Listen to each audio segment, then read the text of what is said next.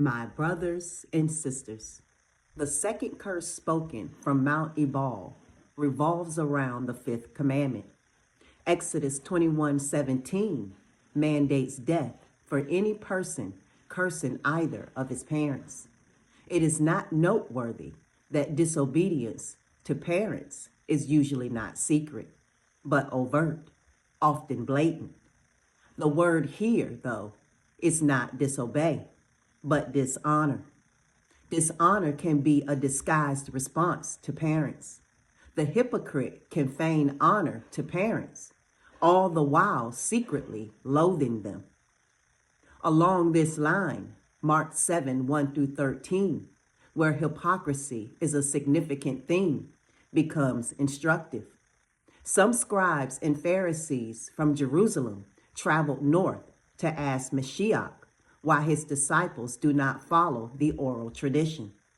They are referring to the halakha, which Peter, addressing the apostles at the Jerusalem Council years later, calls a yoke that neither our fathers nor we have been able to bear.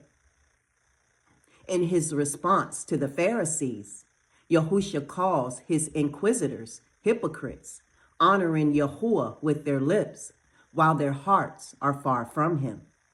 They worship Yahuwah in vain. He avers, since they have abandoned the commandment of Yahuwah and hold in its place the tradition of men. The sin of the Yehudim leadership is hidden, not obvious to the populace, which frequently considered the Pharisees and scribes to be pious. Nevertheless, their sin remains one of grave consequence. Mashiach concludes in verse 13, "Thus you make void the word of Yahuwah by your tradition that you have handed down." Significant here is the fact that Mashiach cites the fifth commandment as his example in this discussion, namely the tradition that a man is released from the obligation of caring for his aged parents if he dedicates the funds to the temple. Mashiach says that doing so is hypocritical and tantamount to dishonoring parents and to violating Yahuwah's law. Not all presumption is careless drifting. Unfortunately, strong evidence exists to show that much of modern liberalism in religion was deliberately planned and executed. A Layman's Guide to Protestant Theology by William Hordern, page 74, refers to this. The method of liberalism includes the attempt to modernize the called out assembly. The world, liberals argue, has changed radically since the early creeds of Christendom were formulated. This makes the creeds sound archaic and unreal to modern man. We have to rethink the called out assembly in thought forms which the modern world can comprehend.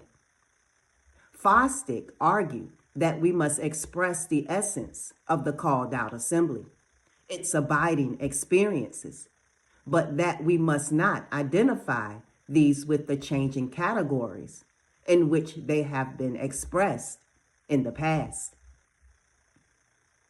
For example, says Fosdick, an abiding experience of called out assembly has been its conviction that Yahuwah will triumph over evil. This has been traditionally pictured in the category of Mashiach's second coming on the clouds to destroy evil and set up good.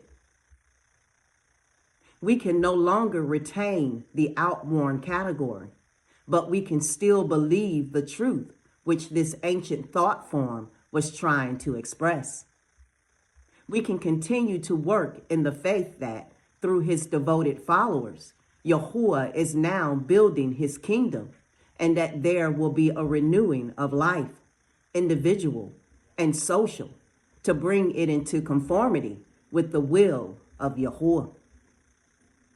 The essence of the faith is thus retained, argues Fosdick, which the thought form in which it was once clothed has been abandoned.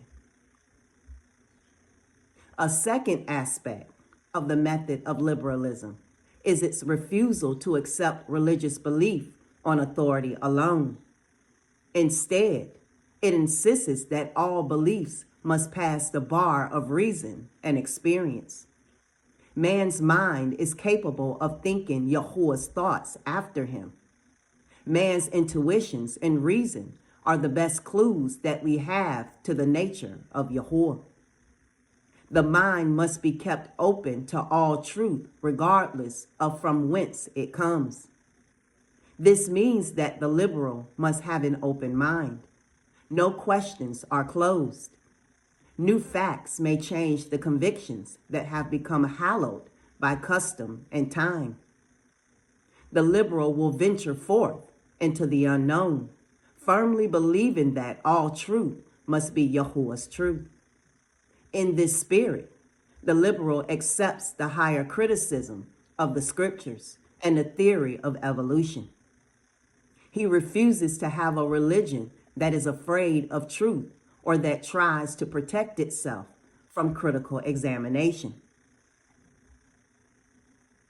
Is it any wonder when those who are supposed to be the primary protectors of religious purity think the way they do, that the laity behaves as they do?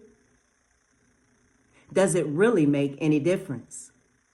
Certainly, because the Almighty Yahuwah on high definitely thinks it makes a difference. Shalom.